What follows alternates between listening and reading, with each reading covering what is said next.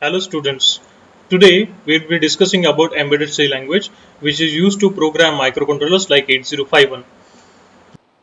This is unit number 4 in our syllabus. Now let us look at the computing architectures those are available. One architecture is called as a microprocessor based architecture which is nothing but a general computing architecture. The second computing architecture is called as a microprocessor based architecture.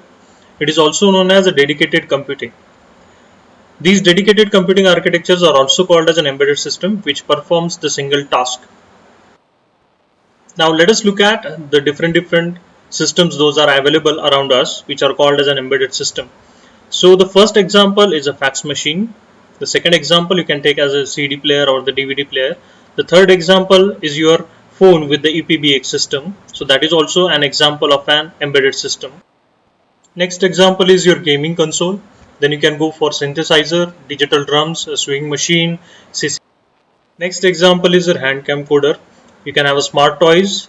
Even you can take an example of a washing machine, DTH system, or the smart gaming toys like NXP robots.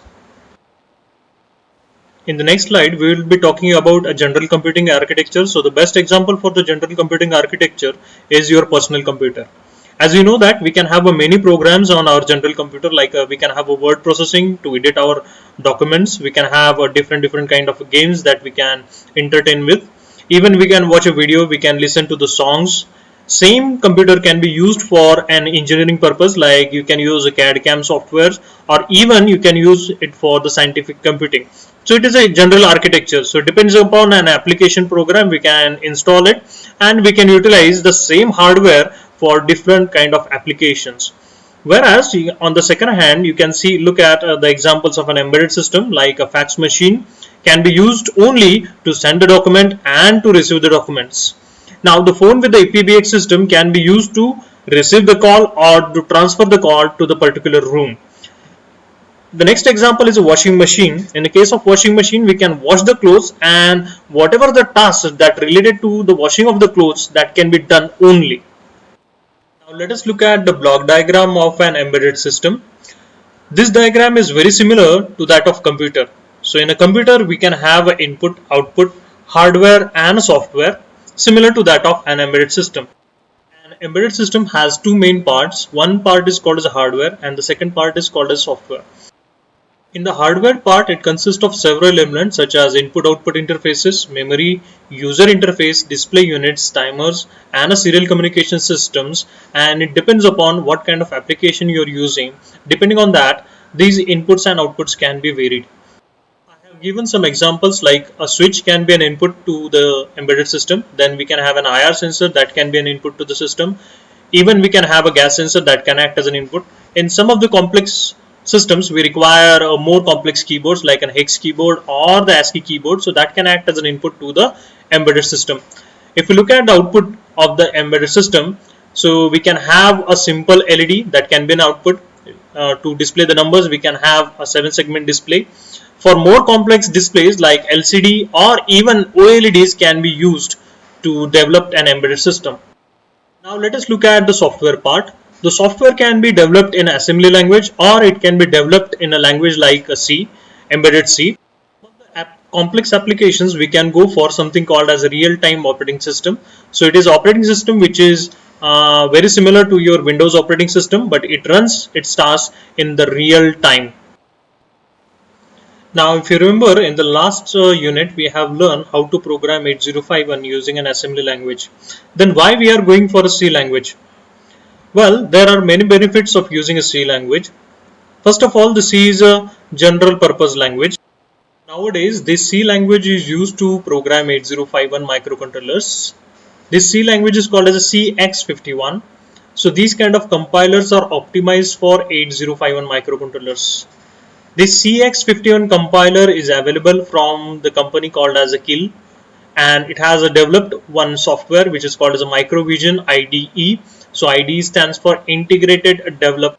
These compilers are also called as a cross compilers because the code that is developed in a C program is ultimately converted into an assembly language.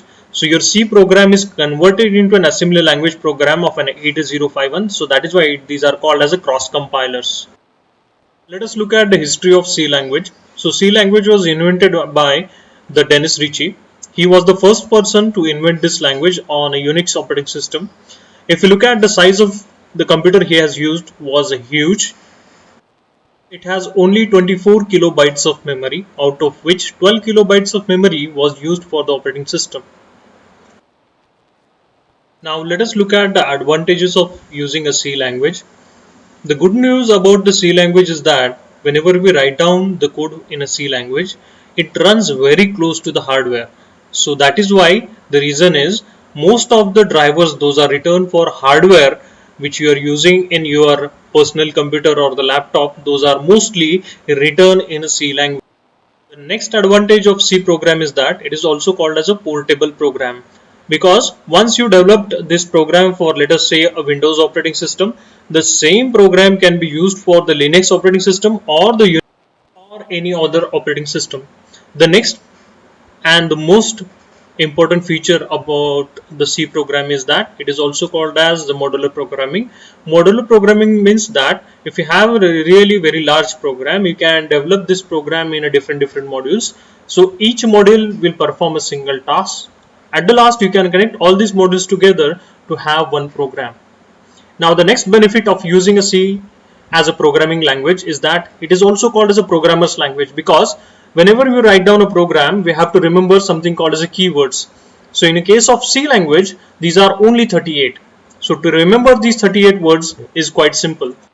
Most of the words those are used in a C language are English like words, so it's very easy to write down the program and to understand the program. When you compile the C program, it small executable program on the hardware. C language program is a really compact program because you require a very few lines to write down your code. Now let us compare the assembly language and the 8051C programming language. The advantages of using an assembly language program is that you can use the exact instructions in the exact sequence so that your program is really optimized. And when you convert this assembly language program into an hex file, it is really a compact file in comparison with your 8051C file. Whereas on the other hand, there are a lot of disadvantages of using an assembly language program. It is always a tedious and the time consuming job because we have to find out the instructions, we have to put them in a sequence. So it takes a lot of time to study assembly language program for the particular microcontroller. In the assembly language program, there is no facility such as a library. As the assembly language programs are written in a sequential manner, to modify these kind of programs is really a time consuming task. Updation is very difficult, modification is very difficult. The biggest disadvantage of an assembly language program is that once you developed an assembly language program for, let us say, an 8051, the same program cannot be used for the other microcontrollers.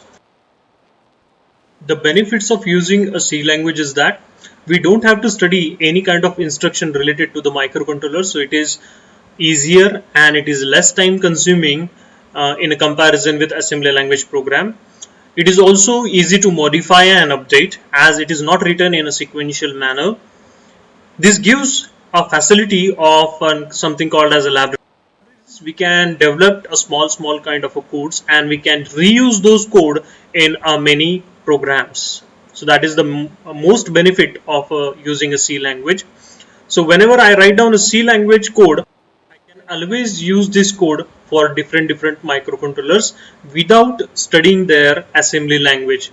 So this is called as a portability of a C language. So once you develop a code for one microcontroller, we can make some changes and we can use same C language code for the other microcontroller. So that is the most benefit, that is the most important benefit of using a C language. There are some disadvantages of using a C language code, because whenever you write down a program in a C language, it is converted into an assembly language program of the particular microcontroller, and after that it is converted into a hex file. So the size of the hex file is always larger than of your assembly language program. Now let us start learning a C language. So first of all, we will look at the flow statements. Those are included in a C language. So the first flow control statements are called as branching statements, and the second flow control statements are called as looping statements. In a branching statements are a decision making statements. These type of statements are used in a program to select the flow. Like we can have a decision yes or no. Depending on that, we can change a branch. In a case of looping statements, we can loop the number. Instructions within the loop can be executed till the particular condition is met.